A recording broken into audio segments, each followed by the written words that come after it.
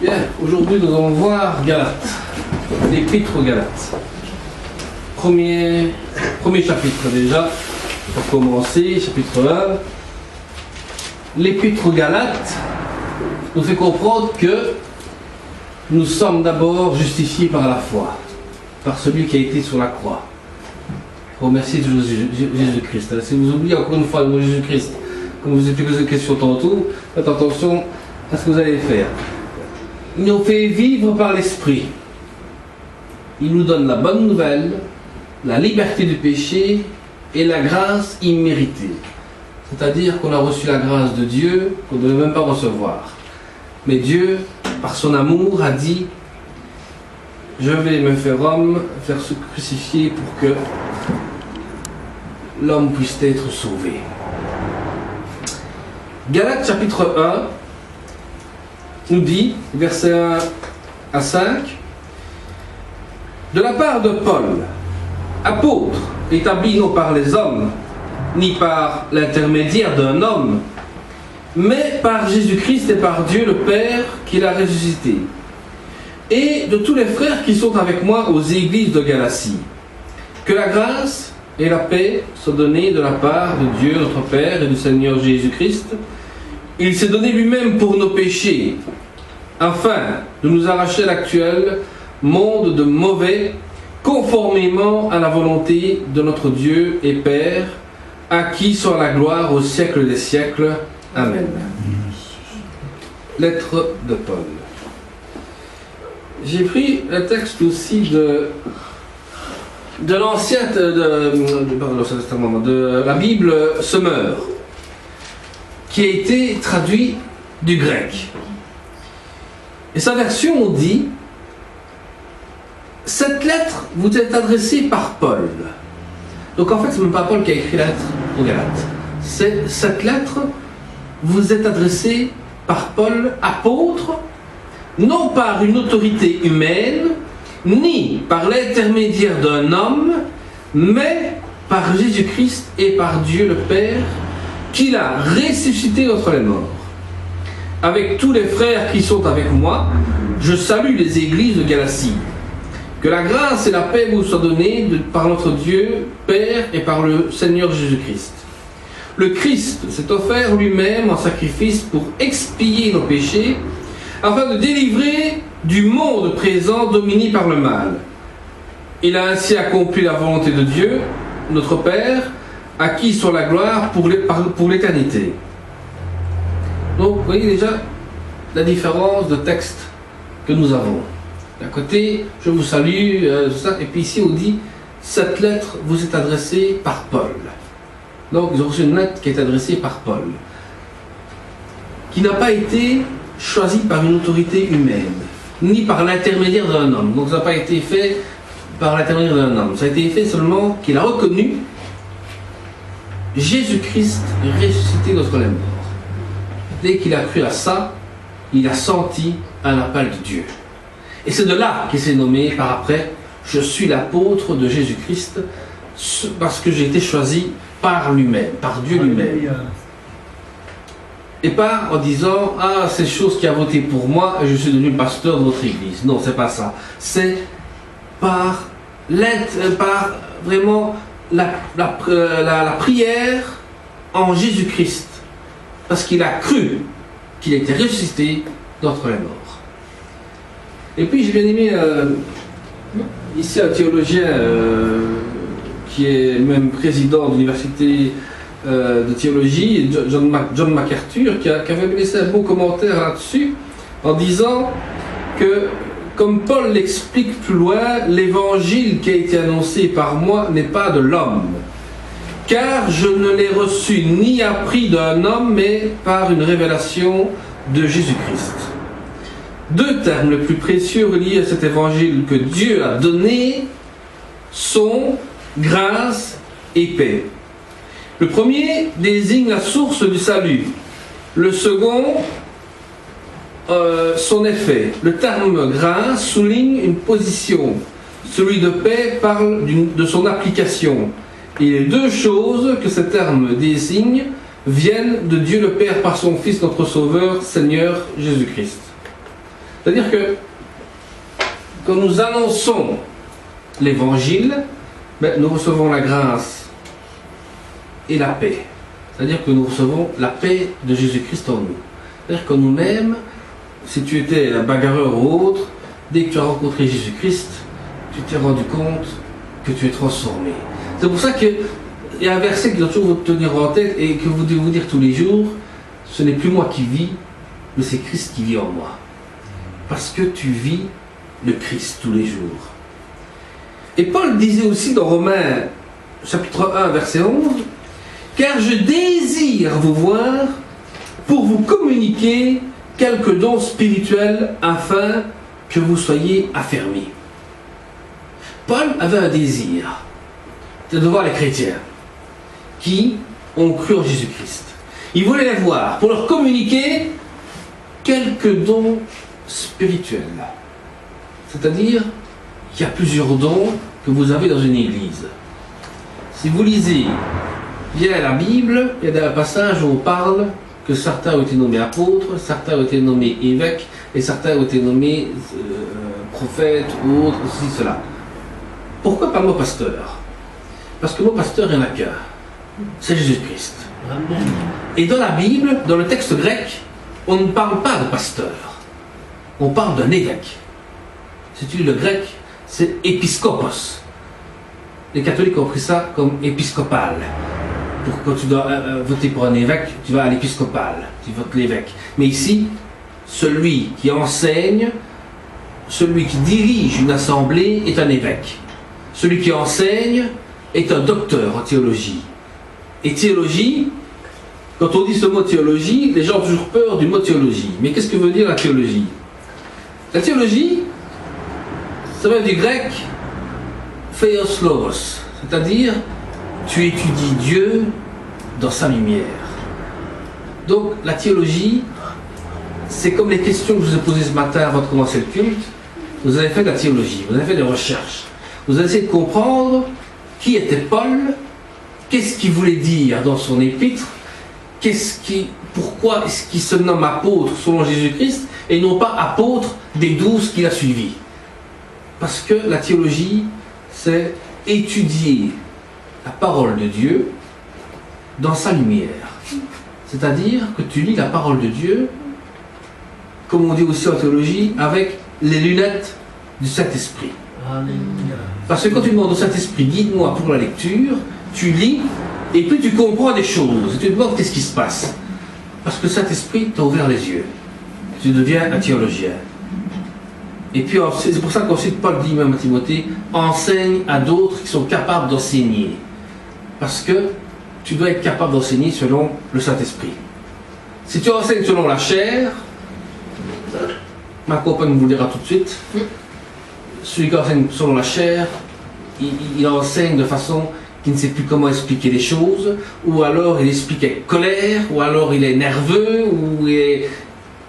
Et celui qui explique par le Saint-Esprit, et celui qui se laisse guider, et que la parole sort toute seule, parce que c'est le Saint-Esprit qui parle, et ce n'est plus l'homme qui parle.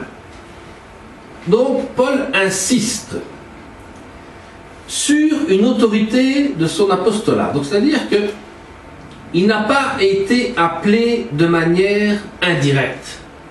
Ce n'est pas que quand il est tombé du cheval, qu'il a vu Jésus, qu'Ananias a prié pour lui, il a dit maintenant je suis chrétien, je suis apôtre, je vais commencer mon ministère. Non, on a dit tu te calmes, tu arrêtes, tu écoutes ce qu'on doit t'enseigner.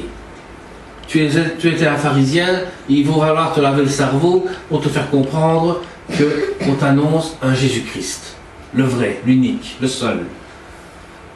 Et alors Paul a dû suivre Pierre, Jacques, dans tout ce qu'ils ont appris, dans tout ce qu'ils ont vécu. Alors Paul a dû chercher, Paul a dû prier, Paul a dû comprendre que l'appel au ministère, on ne dirait pas comme ça un docteur en théologie, un évêque, un diacre ou autre, parce que c'est l'homme qui décide comme ça. Non, tout vient par l'ordre du Saint-Esprit. Ils ont d'abord enseigné Paul pour lui faire comprendre qui était Jésus-Christ, puis ensuite il s'est dit je veux me baptiser parce que je veux être lavé de mes péchés. On a baptisé Paul. Puis après, on a dit, maintenant Paul, tu nous suis dans les synagogues et tu nous suis dans les villes. Et Paul a suivi. Et Paul a commencé à enseigner un tout petit peu, exhortation par exhortation. Et puis on a vu que Paul savait enseigner Jésus-Christ parce qu'il a dit, ce n'est plus moi qui vis, mais c'est Christ qui vit en moi. Et de là, il est parti avec Luc en voyage. Il dit, maintenant, on va aller annoncer l'évangile dans toute l'Asie, dans toute l'Europe. Et on va essayer de faire le plus possible des églises, des vraies, uniques. Église de Christ. Non pas l'église de choses, non, l'église de Christ. La seule, unique. Donc, il a été choisi par un seul, Jésus-Christ. Pourquoi? Parce qu'il a eu la reconnaissance de la résurrection des morts en Jésus-Christ. Il s'est dit, donc si Jésus-Christ est mort, ressuscité, ce qui veut dire que si moi je meurs charnellement, je vais revivre en Christ spirituellement. Amen. Voilà ce qu'il a compris. C'est ça qu'il a compris. C'est ce qu'il faut faire comprendre aux gens. Si tu meurs charnellement, tu vas revivre en Christ. Voilà. Fais mourir ta chair et tu vas revivre en Jésus-Christ. Mais seulement, la renaissance en Jésus-Christ prend du temps. Un bébé, quand il est né, il ne mange pas tout de suite la cuillère à la soupe, dans un biberon. Et puis après, tu commences à l'éduquer. Et Paul a été comme ça. Dès qu'il a été nouveau converti, il a dû suivre plusieurs choses. Ceux qui se lancent dans le ministère doivent être pareils aussi. Tu n'es pas directement enseignant dans une assemblée si tu n'es pas capable d'enseigner selon le Saint-Esprit. Sinon, tu mélanges tes mots, tu mélanges tout, tu mélanges ta colère et ta haine, et les choses ne vont pas aller.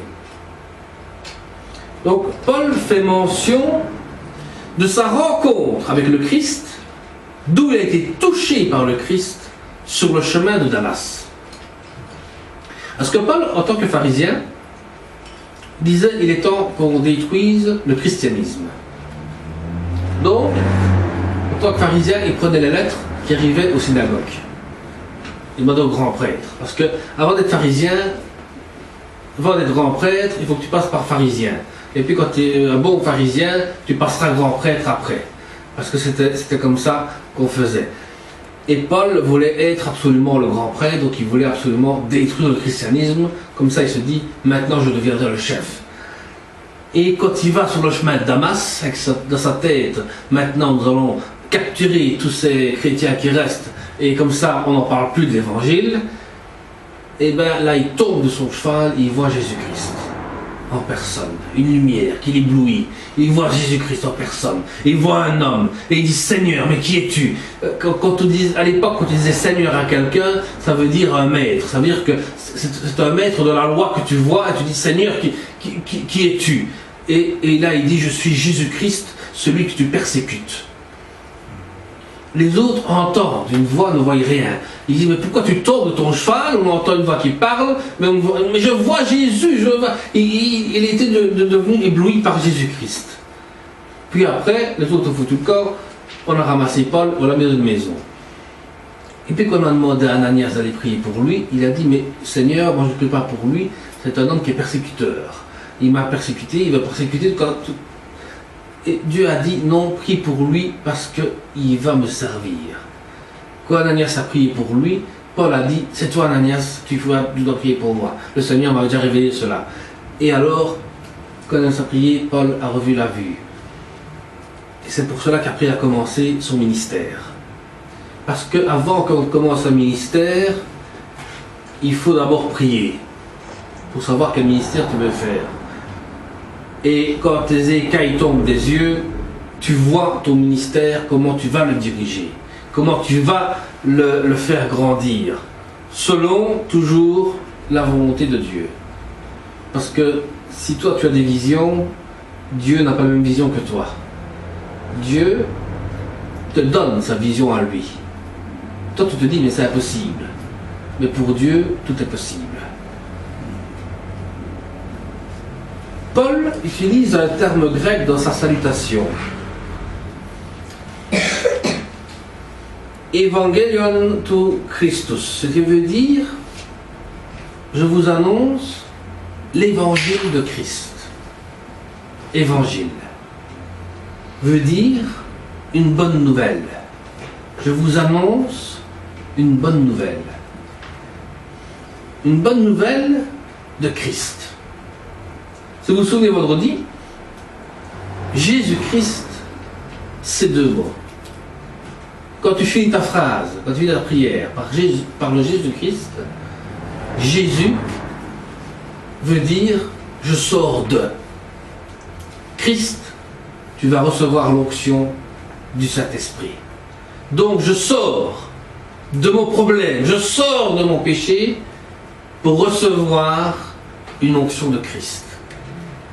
Quand tu finis ta prière par Jésus-Christ, tu peux te dire, mon ami, Jésus m'a sorti de le problème que j'ai demandé dans ma prière, parce que le Saint-Esprit va agir en son temps. Les textes de Galates est bâti sur Paul, qui parle même aussi de deux évangiles qui l'opposent l'un à l'autre. Comme je vous expliquais tout à l'heure. Il y a l'évangile de Christ et un autre évangile. L'évangile de Christ, c'est qu'on vous parle de paix, d'amour. Si tu cherches le Saint-Esprit, tu trouveras l'amour de Christ en toi et la paix et tout ce qui s'ensuit. Mais l'autre évangile, c'est l'évangile de l'homme, le légalisme. Si tu n'es pas en costume cravate, mon ami, tu ne rentres pas. Si tu es une femme célibataire, il faut te mettre dans le fond parce que tu ne dois pas être présent près des autres hommes pour ne pas les perturber. Si tu es habillé un peu décolleté, tu ne peux pas rentrer parce que tu vas détourner le regard des hommes. Si tu as manqué de culte, qu'est-ce que tu as fait pendant ces deux cultes-là? Prouve-le-moi. C'est la loi de l'homme. Et puis alors, si tu es contre le pasteur qui enseigne quelque chose, tu recevras une lettre de démission en disant que tu ne peux plus rentrer tant que tu t'es pas repenti, il t'a pas demandé pardon à tous les hommes qui étaient là. Alors moi je me dis, d'accord, j'ai une lettre comme ça, je vous la lirai, ne vous tracassez pas. Mais quand tu dis ça, demandez pardon à tous les hommes. Et pourquoi je ne peux pas demander pardon à Dieu? Pourquoi? Où est Dieu là-dedans? Je demande pardon à tous les hommes, publiquement. Je veux dire, pardon à tous, je vous ai offensé, je vous ai perturbé, je vous ai fait mal, je vous demande pardon, laissez-moi repentir, laissez-moi revenir à l'église, comme d'habitude. Qu'est-ce que c'est pour des histoires? C'est des histoires de légalistes. Ce n'est pas des histoires de Christ. Des gens qui viennent même plus pendant un certain temps ici, et puis qui viennent après, on les encourage en disant c'est bien. Parce que je sais que le Christ est avec toi, et t'a protégé, et t'a guidé de toutes choses. Il t'a même mis à abondance pour que tu puisses encore revenir ici, le louer et être béni aussi. Donc c'est ça que Paul s'oppose à deux évangiles. Il dit, faites attention de ne pas tomber dans la loi du légalisme. Vous êtes libre en Christ. Ça veut dire que vous avez la paix de Christ, vous avez le Saint-Esprit, vous vivez selon l'Esprit de Christ. On ne va pas chercher une église légaliste où tu dois suivre ce que l'homme dit. Et puis il faut voter pour le pasteur après 5 ans, et puis si après 5 ans ça ne va pas, il faut les mettre à la porte. Alors qu'est-ce qu'il fait? Eh ben, il faut qu'il s'arrange avec tout le monde, il faut qu'il s'arrange avec Vincent, il faut qu'il s'arrange avec Kermela pour que toutes les choses tombent bien, qu'il prie pour eux, qu'il prie pour lui, qu'il vote pour lui, et comme ça il peut continuer. Non, c'est pas ça. Il faut mettre tout en prière. On veut quelque chose, eh bien d'accord. On fait notre prière ensemble et on verra ce que le Saint-Esprit nous dit. Et le Saint-Esprit a ouvert des choses. Le Christ. Ce mot-là doit toujours rester dans votre tête. Jésus-Christ. Parce que si vous faites comme tantôt, je vous dis, il y a un robinet là-bas, un jour je me tuyau. Et celui-là qui me sortira plus, celui-là qui me sort plus, le mot Jésus-Christ, sera arrosé tout de suite. Ça, je vous préviens à l'avance. Je suis capable de tout. Vous demandez à ma compagne, elle sait bien de quoi je suis capable. Même notre fille, elle dit toujours, quand David dit quelque chose, ça va se faire. Je suis capable toujours de tout. Donc, Jésus-Christ doit rester dans votre tête. Jusqu'à votre mort, jusqu'à ma mort, jusqu'à tout ce que vous voulez, mais ça doit rester là. Si un jour il sort de là, mes bien-aimés, je vous ferai même la position des mains avec le nom de son mobile si vous voulez, il faut qu'il reste là. Le vrai Jésus-Christ, je parle, pas le petit Jésus sur la croix, fermé dans un petit bocal, comme on voit certaines fois, ou le petit Christ en or, là, c'est pas celui-là que je vous parle. Moi, je parle du vrai Jésus vivant, qui est ton esprit en vérité, qui a dit à la Samaritaine, tu ne viendras plus sur le puits de Vincent, puiser ton eau, tu viendras en esprit en vérité m'adorer. Tu n'as pas besoin d'aller au temple pour me... Non, tu dois adorer ton Jésus-Christ, le vrai unique. Parce que Jésus-Christ nous emmène à se poser des questions. Je ne sais pas si vous autres, des fois, vous lisez vos Bibles, ou vous priez, ou vous regardez une certaine situation, et vous posez des questions. Pourquoi Dieu laisse-t-il agir ainsi? C'est Jésus qui te laisse les questions. Voilà. La réponse, elle est là. Jésus te pose des questions. Attends de me poser une question dans la prière, et je te répondrai. Comme Job a dit, je ne suis même pas digne de dire qui a créé les choses sans savoir. J'ai entendu parler de toi, maintenant mon œil t'a vu, maintenant je vais t'interroger, tu me répondras. Et c'est pour ça que Dieu vous met des questions dans votre tête. Pourquoi est-ce que j'ai ceci? Pourquoi est-ce que j'ai cela? Prie au nom de Jésus et dis, Seigneur Jésus, pourquoi est-ce que je vis cela? Je demande tout en ton nom, donne-moi la réponse. Et puis un jour, quelqu'un t'envoie un verset, t'envoie une exhortation, et tu as la réponse dedans. Et tu te dis, gloire à Dieu, le Seigneur m'a répondu. Mais il vous pose des questions aussi sur quelle fonction Paul parle des évangiles. Quelle est la fonction de l'évangile? C'est ça aussi que certains enseignants n'osent même plus enseigner dans les églises parce qu'ils ne savent même pas eux-mêmes c'est quoi un évangile. Qu'est-ce qu'un évangile? Quelle est sa fonction? Sa fonction, c'est une révélation. Quand tu lis l'évangile, c'est une révélation que tu lis. Pourquoi? Parce que cet homme qui a écrit l'évangile a vu Jésus-Christ de face, ou a entendu parler de Jésus-Christ, a vu la confirmation de ce qui s'est passé, et l'a écrit. Donc l'évangile est une révélation de Christ que Dieu a confiée à Jésus-Christ. Ce qui veut dire que l'évangile est un enseignement de Jésus-Christ qui a été écrit dans la Bible, pour que toi et moi, on peut la lire et comprendre quelle est la volonté de Dieu à travers la parole de Jésus-Christ. Tu as l'Ancien Testament qui t'explique comment l'homme vivait avec Dieu. Il y avait l'abondance, mais seulement il a fallu qu'il foute le bazar et tout a été chamboulé. Dieu a détruit, il a gardé Noé et ses enfants.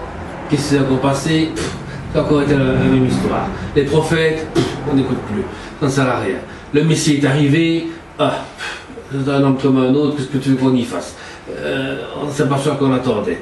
Mais pourtant, les évangiles vous communiquent comment tu dois comprendre Jésus-Christ.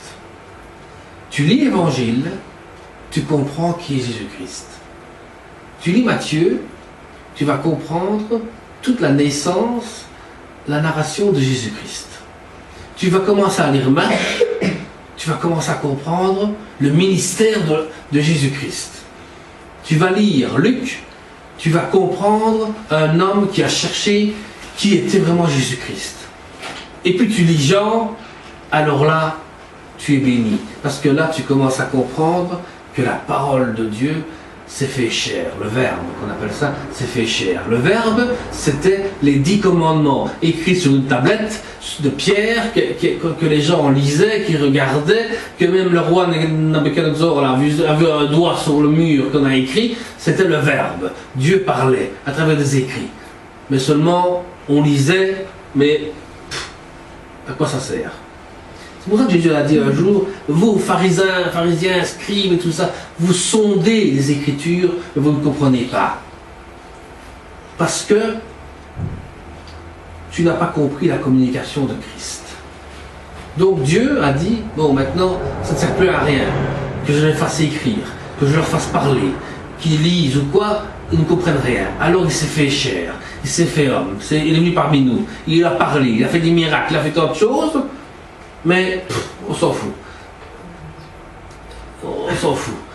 Mais maintenant, nous avons les évangiles qui nous guident pour comprendre qui est Jésus-Christ. Vous comprenez maintenant c'est quoi un évangile? Ce n'est pas seulement l'évangile de Matthieu, non, l'évangile, c'est une communication de faire comprendre qui est Jésus-Christ. Si quelqu'un te pose qui est Jésus, eh bien, viens avec moi, on va lire ensemble les évangiles, je vais te faire connaître qui est Jésus-Christ. L'évangile te fait comprendre qui est Jésus-Christ, qui est celui qui est l'intermédiaire entre l'homme et Dieu. Alléluia. Voilà, c'est là où tu peux dire, voici, je vais te montrer comment on arrive à parler avec Dieu. Il y a l'intermédiaire entre toi et Dieu. C'est qui? Eh bien c'est Jésus. Voilà. Il n'y a pas plus compliqué que ça. Et comment est-ce que je peux savoir que Jésus est intermédiaire? Eh bien viens avec moi, on va dans les évangiles et tu vas voir comment est-ce que Jésus a parlé. Tout ce que vous demanderez en mon nom sera donné. Et puis quand tu lis Jean 17, la prière de Jésus, tu vois que Jésus prie, ce n'est pas ceux que tu m'as donnés. Hein, je te prie pour tous ceux qui doivent encore m'écouter, qui doivent encore m'entendre. Donc on voit encore que Jésus a montré qu'il est le Messie, qu'il est celui qui doit annoncer, qui est celui qui est l'intermédiaire entre toi et Dieu. Et quand tu pries au nom de Jésus-Christ, la prière vers Dieu, Jésus dit, voilà, cet homme a prié avec sincérité. Envoie-lui le Saint-Esprit pour qu'il agisse en lui. Parce que cet homme, je lui ai pardonné. Il a compris mon sacrifice. Parce que Dieu, si tu veux vraiment la loi de Dieu, mes bien-aimés, je crois que vous êtes tous perdus. Moi de même, on est tous partis pour l'enfer. Mais si j'ai cru en Jésus-Christ, je crois sincèrement qu'il est mort, ressuscité entre les morts, que celui qui vit en moi, je sens qu'il vit en moi, parce que même dans la maladie, je sens que des fois il met sa main sur moi, je le sens encore tantôt, je me dis, gloire à Dieu, le Christ est vivant. Donc je prêche le vrai Christ. Et non seulement tu prêches ce vrai Christ-là, et il dit, regarde, celui-ci je le pardonne. Même s'il a commis des fautes, je le pardonne. Envoie-lui mon Saint-Esprit pour qu'il puisse encore agir. Voilà, c'est ça en fait. Quand tu pries pour quelqu'un au nom de Jésus, et que la personne reconnaît vraiment Jésus-Christ, Jésus dit à Dieu, pardonne, je lui pardonne. Et quand tu vas aller au ciel, tu vas voir que Dieu te dira, rentre mon enfant bien-aimé, parce que tu as cru en mon Fils qui a été sacrifié pour toi. Le Christ, en grec, se dit Christos. La traduction en hébreu dit le Messia. Christ et Messia, ça veut dire le Messie. Le Messie, c'est le messager. C'est-à-dire qu'il apporte un message. Un message qui vient de Dieu. Pas un message qui vient de David, un message qui vient de Dieu. C'est-à-dire que pour être un messager de Dieu, pour apporter un message de Dieu, il faut avoir l'onction et la puissance du Saint-Esprit. Sans ça, mon ami, tu ne peux pas enseigner. Si tu n'as pas reçu l'onction et la puissance du Saint-Esprit en toi, tu ne saurais pas enseigner en étant guidé par le Saint-Esprit. Si des fois, oui, je me suis fait guider par la chair, corrigez-moi. Si je me fais enseigner par le Saint-Esprit, ben dites-le moi aussi. Le Christ doit avoir une place centrale dans le message chez le chrétien. Parce que le salut Il est le salut et il est le sauveur. C'est-à-dire que si tu n'as pas le Christ centré dans ton cœur, tu perds le salut, qui veut dire le chemin qui t'amène vers le Seigneur, vers Dieu, et tu perds encore aussi d'être sauvé du péché. Donc, mes bien-aimés, faites attention que le mot Jésus-Christ doit toujours être dans votre cœur, dans votre pensée. Parce que c'est le chemin qui vous mène vers Dieu. Il vous sauve du péché à plusieurs reprises pour vous amener vers Dieu. Mais ne jouez pas trop non plus avec le Seigneur. Parce que des fois, à un moment donné, Dieu va casser la ficelle et il ne te ramassera plus. Mais si tu te ramasses avec sincérité, Dieu va encore te sauver encore une fois. Parce qu'il t'aime tellement qu'il veut que tu te repentisses, même jusqu'au dernier moment de ta vie. Dès le début,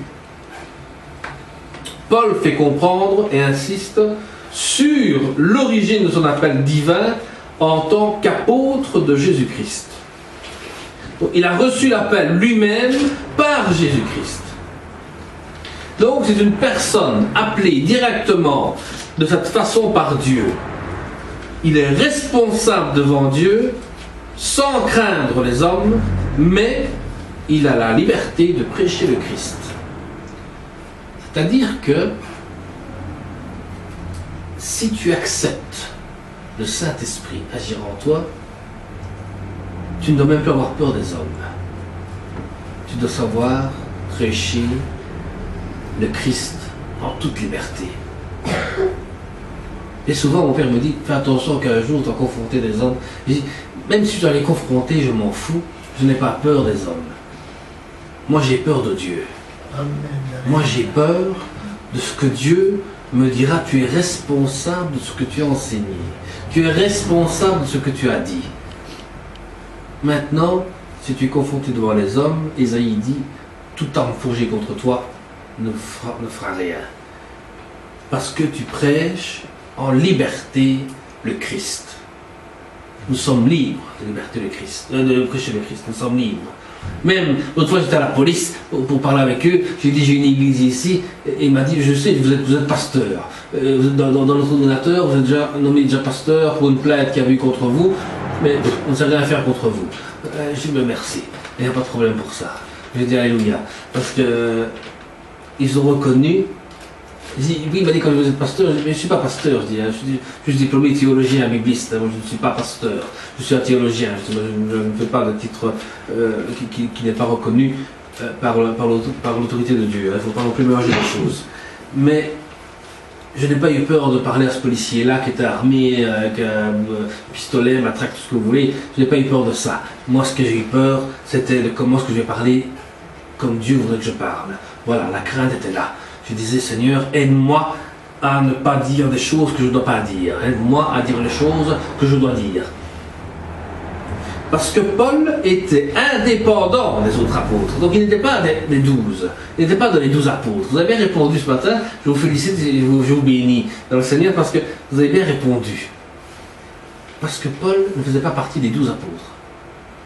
Quand il manquait Judas, les apôtres ont dû se mettre en prière ensemble. Ils ont prié et c'est un autre qui a pris la place de Judas. Mais par après, Paul est venu, mais s'est fait nommer apôtre parce qu'il a eu la révélation de Jésus-Christ. Quand tu reçois la révélation de Jésus-Christ, et que après nous prions tous ensemble, et le Saint-Esprit te fait comprendre cette personne-là est capable de faire quelque chose pour Jésus-Christ, alléluia, gloire à Dieu, cette personne est prête. On a une affirmation dans la salutation que Paul implique la divinité de Christ. Il parle bien, je vous salue, moi, apôtre de Jésus-Christ, notre Seigneur. Paul rappelle aux Galates la résurrection des morts en Jésus-Christ. Certaines églises, certains enseignants oublient de parler de la sanctification. oublie de parler de la mort, de faire mourir charnellement notre corps pour revivre en Jésus-Christ. Combien de fois j'ai pas entendu des enseignants qui ne parlent même plus de sanctification. Une fois j'ai parlé avec un ancien pasteur, je dis c'est quoi la sanctification en fait? Oh, qui me dit ça, c'est un fameux travail à faire, hein, et il y a beaucoup à dire dessus. Donc moi je me réponds, c'était quoi la sanctification? Je dis, mais alors pourquoi est-ce que Paul dit saluer tous les saints? Est-ce qu'il faut saluer ceux qui sont morts, comme qui sont canonisés? Et il me répond, je ne sais pas te dire non plus. Ben, je dis, ça fait combien de temps que tu tiens cette église, et tu as me parlé de sanctification, et tu as me parlé de qui sont les saints?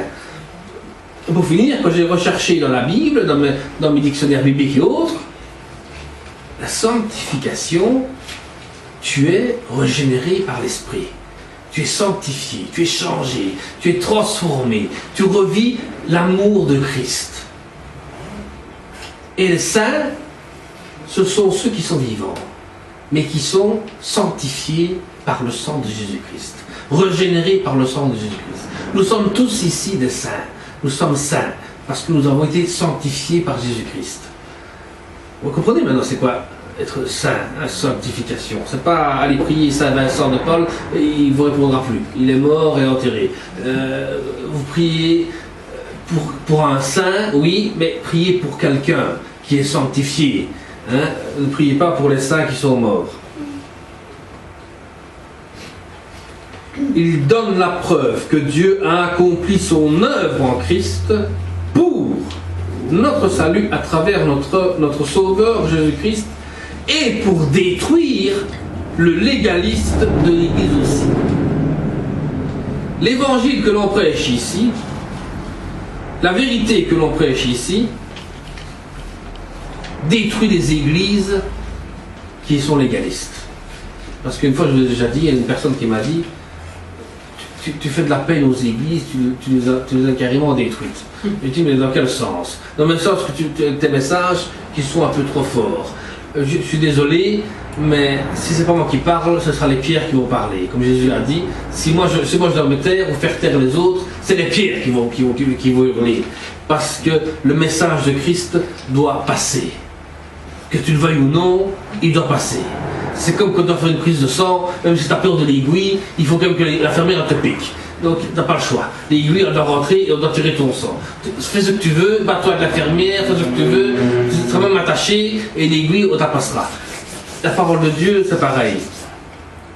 Paul fait un appel à tout le monde de revenir se joindre à lui pour implorer le Seigneur, fermement dans la vérité du vrai évangile, enseigné sur Jésus-Christ. C'est pour ça qu'il faut chaque fois adorer, implorer, invoquer le nom du Seigneur dans vos prières. Chaque jour, chaque heure, chaque minute, tu dois toujours implorer le nom du Seigneur. Il s'adresse à des croyants pour une expression telle que l'Église de Dieu, les saints, les fidèles, doivent exprimer la reconnaissance de leur Sauveur. Tous ceux qui rentrent dans une assemblée doivent exprimer une reconnaissance de leur Sauveur. Par écrit, par lecture, par témoignage, par tout ce que tu veux, mais exprime la reconnaissance de ton Sauveur. Dis aux autres ce que tu as vécu avec le Seigneur. Moi ici, depuis, je vais vous dire mon témoignage, depuis vendredi, je vous avais annoncé, j'ai un cancer du foie. Phase 2. Quand on a prié ici, j'ai senti la main du Seigneur.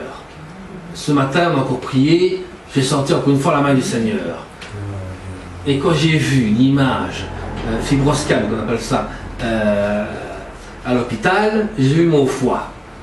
Le foie, il y a une blessure qui descend comme ça, à 1 centimètre de large, comme ça. Le sang, il sort tout le temps. Mais tout au-dessus, il y a une tout petit trait comme ça qui s'est fait, vraiment une toute petite croix. Et on voyait vraiment comme le Christ était là, on voyait le Christ, on voyait vraiment cette chose-là.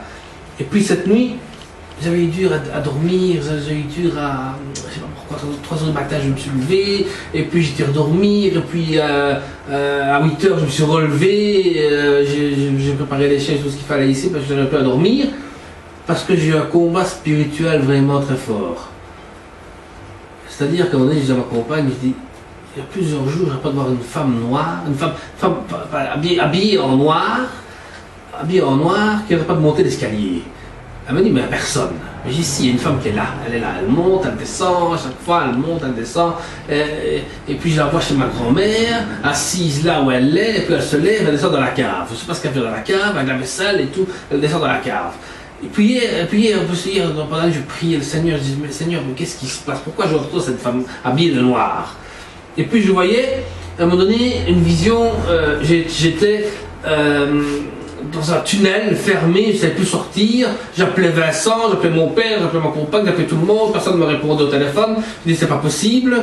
Je rentre dans une pièce, je voyais une femme habillée de noir, celle que je voyais tellement réellement comme je voyais aujourd'hui, comme je vous vois à vous, qui était là devant moi et qui faisait des magies sur les gens. Et alors je dis, au nom de Jésus, tu ne me toucheras pas. Et elle venait sur moi, elle mettait ses mains, et elle priait. Et elle m'a dit, mais je n'arrive pas. Je lui ai dit, mais c'est pas normal parce que le Christ vit en moi. Mais non, je dis, au nom de Jésus, je te chasse. Cette femme, je l'ai vue disparaître. Les autres femmes qui étaient là m'ont dit, tu es maudit. Elles ont toutes disparu. C'est pour vous dire combien de fois les attaques avec le diable sont fortes. Parce que je voyais du monde qui arrivait dans cette assemblée. Je voyais cette assemblée qui grandissait spirituellement. Et j'ai vu que le diable m'attaquait encore plus. Alors j'ai dit, mon ami, si tu veux jouer, joue pas avec moi, mais joue avec Dieu. Parce que moi je sais que je suis sanctifié par le Seigneur. Et que nul ne peut me toucher qu'à part le Seigneur. Donc c'est pour vous dire vraiment que des fois, il faut vraiment bien montrer la reconnaissance que nous avons de notre Sauveur. Parce que quand j'ai crié le nom de Jésus, je te chasse, cet homme a disparu. Et le Seigneur l'a sauvé. La grâce exprime une bonté non méritée vers un pécheur impie. Au lieu de demander à un homme de le faire, il pousse à ce que nous demandions à Dieu de le faire. C'est-à-dire que bien souvent les gens ont commis un péché et ils veulent la grâce de Dieu. Mais moi je peux prier pour toi. Oui, je peux t'imposer les mains si tu veux. Oui, il n'y a pas de souci. Mais c'est pas moi qui va te sauver. C'est Jésus qui fera le travail. C'est le Saint-Esprit qui fera le travail. Moi je prie au nom de Jésus pour ton problème et après tu t'arranges avec le Seigneur. Moi je n'ai plus rien à faire après. Je ne suis pas un sauveur. Je ne suis pas sauveteur comme Jésus. Non. J'ai été sauveteur pompier, oui, d'un côté, mais c'est juste sauver des hommes. Tu les sortais de l'eau et tu faisais un message cardiaque, si réanimé. Si réanime pas, ben, tant pis, tape le cercueil. Mais voilà, ici, moi ce que je peux faire, c'est te sauver dans le sens de prier pour que ton âme soit sauvée. Je prie pour que le Seigneur sauve ton âme. Voilà la prière que je fais. Je prie pour toi pour que ton âme soit sauvée. Je prie Seigneur que ton âme soit sauvée, que ton âme soit libérée du péché qui est en toi. Et fais-le sortir par la prière. Et des fois vous allez voir comme le Seigneur agit. La paix est aussi le résultat de la grâce de Dieu. Avoir la paix avec Dieu. Le péché a été entraîné avec le Christ sur la croix. Donc la grâce sauve et nous fait découler de bénédictions de paix, et que la loi entraîne la malédiction sur ceux qui n'acceptent pas le pardon de Dieu, ou ceux qui enseignent de fausses doctrines sur le Christ lui-même partent directement en enfer. Et bien aimé, s'il y a des enseignants qui prêchent la doctrine de Christ autrement de ce qu'elle doit être enseignée, ils partent directement en enfer. Que Dieu m'en garde de ne pas vous prêcher autre que le Christ. Que je ne sois pas sorti hors doctrine. Car c'est l'enfer qui nous attend. Donc faites attention quand vous enseignez le Christ. Parce que si vous enseignez avec sincérité et la guidance du Saint-Esprit, vous allez recevoir des bénédictions. Mais si tu commences à enseigner de fausses doctrines, mon ami, le feu ardent est à temps. Et là, je ne peux rien faire pour vous autres, qu'à part vous prévenir de faire attention à ce que tu enseignes. J'ai déjà écrit à des anciens collègues, je dis fais attention, car ton enseignement devient dangereux. Tu risques de perdre. Mais qui es-tu toi pour m'enseigner? Ça m'a marqué, j'ai compris, laisse tomber, ça ne sert plus à rien de parler avec toi. Vous voyez des fois les gens où ils sont arrivés, parce qu'ils ont l'autorité sur quelque chose, mais ils n'ont pas compris que l'autorité vient de Dieu. Dieu donne l'autorité sur vous autres, à travers sa parole. Si tu veux vivre la loi de Dieu, eh bien, mes bien-aimés, si un de vous a respecté les 10 commandements depuis sa naissance, vous êtes vraiment Superman. Parce que je ne sais pas qui a pu respecter une seule fois un seul commandement de Dieu. Dans les 10 commandements, tout le monde a commis quelque chose. Tous. Le Christ est le seul sauveur. Sa délivrance nous bouge tout ce qui est moral et politique. Parce que le monde, mais aussi le monde religieux qui mélange la foi, la tradition et les cérémonies religieuses. Le Christ vous sauve de tout cela. Parce que bien souvent, il y a des églises qui vivent de tradition. Pentecôtistes, protestantes, catholiques ou autres, autour d'une tradition. Avant, pour une fois, je faisais mon stage, j'étais dans une église, et tous les dimanches, j'avais la Sainte Seine. Que tu étais baptisé ou pas, tu pouvais prendre la Sainte Seine. Voilà, c'était comme ça. Tout le monde pouvait prendre la Sainte Seine. Donc, tout le monde participait. Des petits verres, on passait des petits verres, et puis on passait des petits morceaux de pain, et tout le monde prenait. Mais ils n'ont jamais compris c'était quoi. C'était une tradition comme ça qu'on avait, qu'il ne fallait pas changer.